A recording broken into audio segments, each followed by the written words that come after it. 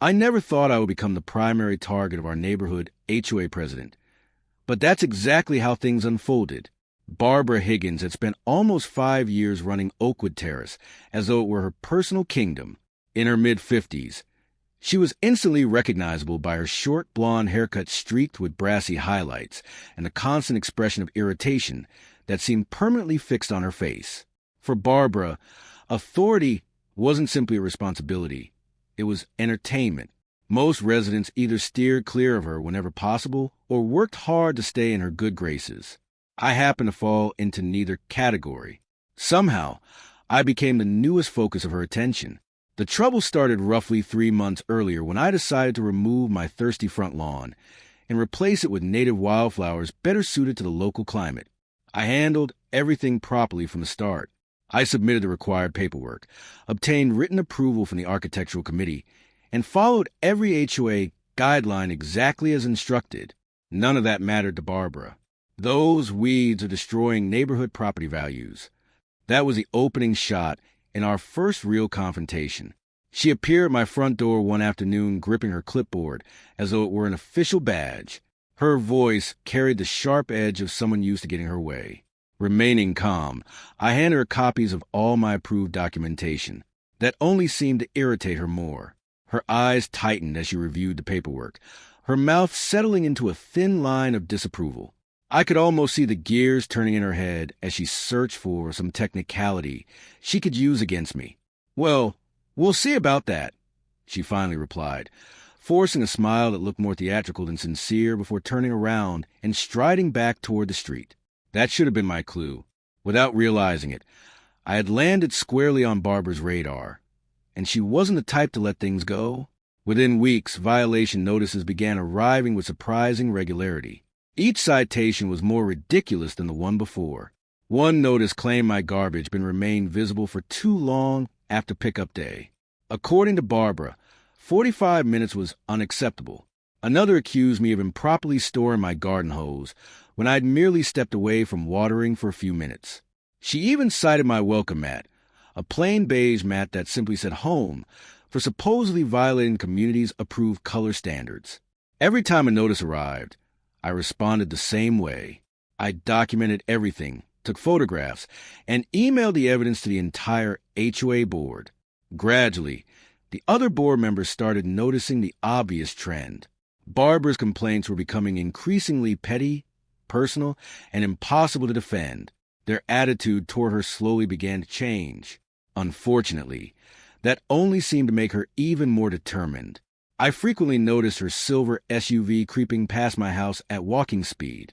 Through the windshield, I could easily recognize her silhouette. Sometimes neighbors would send me text messages warning me that Barbara was making another inspection round and had been lingering near my property again. For most people, it became a neighborhood joke. For me, it became exhausting. Then last month, I finally decided to take my first proper vacation in more than 2 years. I planned a 10-day trip to visit my sister in Colorado and made sure every detail was handled before leaving.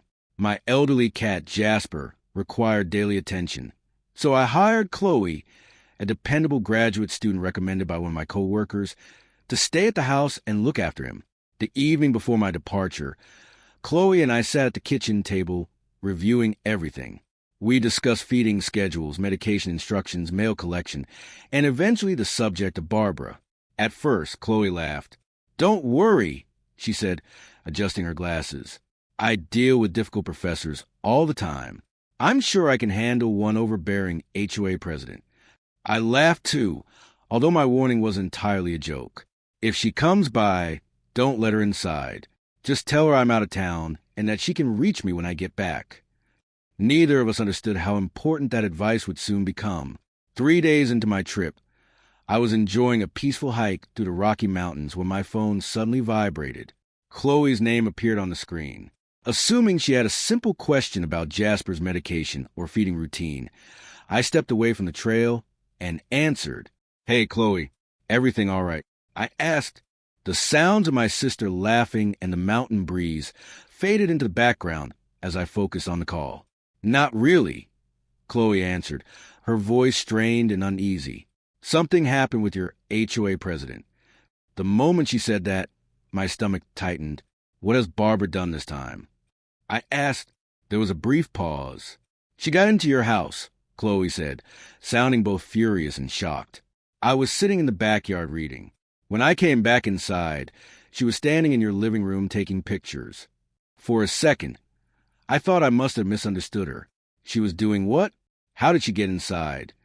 She claimed she had a master key, Chloe replied, her voice still shaking. She said that because she's the HOA president, she has the authority to inspect homes whenever she suspects someone is violating community rules. A wave of anger surged through me. Barbara had always been intrusive. But this was something else entirely. This wasn't harassment anymore. She had crossed a boundary that couldn't simply be brushed aside. She said someone reported water leaking from your property into a neighbor's yard. Chloe continued. According to her, she needed to inspect the source of the problem. I tightened my grip around the phone. The excuse was ridiculous from the start. For one thing, HOA presidents don't possess master keys to residents' homes. The idea was absurd. For another, my house sat on higher ground than the surrounding properties. Water couldn't possibly flow uphill into a neighbor's yard. The story wasn't just unlikely, it was impossible. There was only one logical explanation. Barbara had invented an emergency, so she could snoop through my home while she believed nobody was there to stop her. Where is she now? I asked, fighting to keep my voice steady despite the anger building inside me. A hint of satisfaction crept into Chloe's tone. That's actually why I'm calling. What do you mean? When I walked in and found her standing in your living room, I told her she was trespassing and needed to leave immediately. And she refused. She kept insisting that being HOA president gave her every right to be there. Chloe paused for dramatic effect, so I called the police. For a moment, I couldn't find words. You called the police on Barbara? Absolutely, she answered without hesitation. She broke into your house. I blinked, trying to process what I was hearing. The officers were here a little while ago. They arrested her after she refused to cooperate and kept arguing that she had legal authority to enter any home in the neighborhood whenever she wanted. I stood frozen on the trail. By then my sister had walked over and was watching me closely. Judging by her expression, my face must have been displaying a strange mixture of disbelief, outrage, and genuine admiration for Chloe's decisiveness. Needless to say, my vacation ended early. I shortened the trip by 2 full days. My sister completely understood. There was no way I could relax knowing everything that had happened. The moment I returned home, Chloe greeted me at the door and walked me through the entire incident from beginning to end. According to her, Barbara hadn't used any master key at all. Instead, she had forced open the side door using a credit card. Later, she supposedly told officers she'd seen the technique in a movie and believed it was acceptable during what she called an HOA emergency. The police had reportedly given her several opportunities to leave peacefully. She refused every single one. Rather than admitting she was wrong, Barbara launched into a lengthy rant about her authority as HOA president. She waved her clipboard around like a badge and repeatedly cited bylaws that apparently existed only in her imagination. The officers were not impressed. Things became even worse for her when Chloe showed them text messages from me specifically stating that nobody except her had permission to enter the house while I was away. That evidence removed any doubt about the situation. Barbara was arrested on the spot. The charges included breaking and entering, criminal trespassing, and resisting arrest after she attempted to shove past one of the officers while being escorted out of the house. The following morning, I received a phone call from Detective Hayes, the investigator handling Barbara's case. Her voice remained professional, but there was a clear undertone of disbelief. Mr. Vance, she began, our forensic team completed a review of Mrs. Higgins' cell phone. What they found is deeply concerning. I immediately straightened in my chair. What kind of findings? There are dozens of photographs taken inside homes throughout your neighborhood, Hayes explained. These weren't accidental or isolated incidents. Every photo appears to have been taken while the homeowners were away. My stomach sank. Hayes continued. It looks like she's been carrying out unauthorized inspections for quite some time. The more she spoke, the worse it became. According to the investigation, Barbara hadn't simply been entering homes. She had been documenting everything she found inside. The detectives uncovered extensive notes attached to many of the photographs. She had recorded details about residents' furniture, decorations, electronics, family possessions, and even personal items. Alongside those observations were handwritten comments connected to her so-called HOA violation reports. It was disturbing. This has moved far beyond an HOA dispute. Hayes said firmly, "We're looking at a sustained pattern of criminal conduct." She then outlined the charges prosecutors intended to pursue: multiple counts of breaking and entering, numerous trespassing violations, several invasion of privacy charges, and additional offenses connected to her abuse of authority. Given her position within the community, Hayes added, the district attorney's office is treating this matter very seriously. By that point, the news had spread through every corner of Oakwood Terrace. The woman who had spent years intimidating residents with endless inspections, threats, and petty citations had finally pushed things too far. Curiosity eventually got the better of me. When Barbara's arraignment date arrived, I decided to attend. Part of me wanted to see the process unfold. The larger part simply wanted to witness her being held accountable for the first time. When I entered the courthouse, I was stunned. The gallery was nearly full. Faces I recognized from around the neighborhood occupied almost every available seat. These were the same people who had endured years of Barbara's harassment, accusations, and power trips. Soft conversations echoed throughout the room until the bailiff called for silence. Then Barbara entered. 2 deputies escorted her inside. The transformation was startling. Gone was the polished woman who once marched confidently through the neighborhood, clutching her clipboard like a symbol of authority. She wore an orange jail uniform. Her carefully maintained hairstyle hung flat and lifeless. Dark roots had become visible beneath the fading blonde color. Without her usual makeup and carefully crafted appearance, she looked exhausted. Older, smaller. For the first time, she appeared vulnerable. She kept her gaze fixed downward until she noticed me sitting among the spectators. For a brief second our eyes met. I expected to see the familiar arrogance that had defined her for years. Instead, I saw something entirely different. Fear.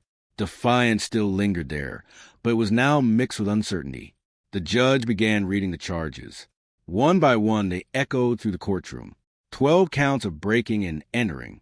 Multiple counts of criminal trespassing. 1 count of resisting arrest. Several counts of invasion of privacy. Each charge seemed to drain more confidence from her. Her shoulders slowly slumped. Her posture deteriorated with every accusation. Beside her, the public defender appeared overwhelmed by the growing list of allegations. Meanwhile, the prosecutor presented the evidence in detail, explaining how Barbara had repeatedly abused her position to intimidate homeowners while systematically violating their rights. When the prosecutor finished, the judge leaned forward. The room became completely silent. "Mrs. Higgins," he said sternly, "it appears that you have fundamentally misunderstood both the limits of your authority and the legal rights of the people living in your community." Nobody moved. Nobody spoke. The judge continued. "Serving as an HOA president does not place you above the law. At no point did you possess either the legal authority or moral justification to enter private residences without permission." Barbara remained frozen in place. "Your actions represent a serious violation of the trust your neighbors placed in you." Her lips began to tremble. Then the judge delivered the part everyone was waiting to hear. "You are facing penalties that include up to 5 years in state prison, as well as fines exceeding $25,000. The words landed heavily. "I strongly suggest," he continued, "that you spend this time reflecting on the difference between enforcing community standards and committing criminal acts while hiding behind a position of authority." That was the moment Barbara finally broke. The confidence she had worn for years disappeared entirely. Her face collapsed into shock. A faint, broken gasp escaped her lips and carried through the silent courtroom. "But I was only enforcing the rules," she whispered weakly. The bylaws. The judge immediately interrupted. "Community bylaws do not override state law, nor do they supersede constitutional protections." His voice was sharp and unwavering. "You would be wise to remember that before this matter proceeds to trial." As deputies moved to escort her from the courtroom, Barbara glanced around one final time. She looked at the very neighbors she had spent years intimidating. People she had fined, people she had threatened, people she had bullied. For the first time, genuine horror crossed her face. It was as though she had finally realized the full extent of her downfall. Surprisingly, I felt no satisfaction. The anger that had consumed me for months was gone. So was any desire for revenge. What remained was relief. Simple, overwhelming relief. Relief that Oakwood Terrace could finally move forward. Relief that neighbors no longer had to fear constant surveillance and harassment. Relief that one person's obsession with control no longer held the entire community hostage. Barbara's reign had finally come to an end. And this time, it was permanent. Welcome to HOA conflicts.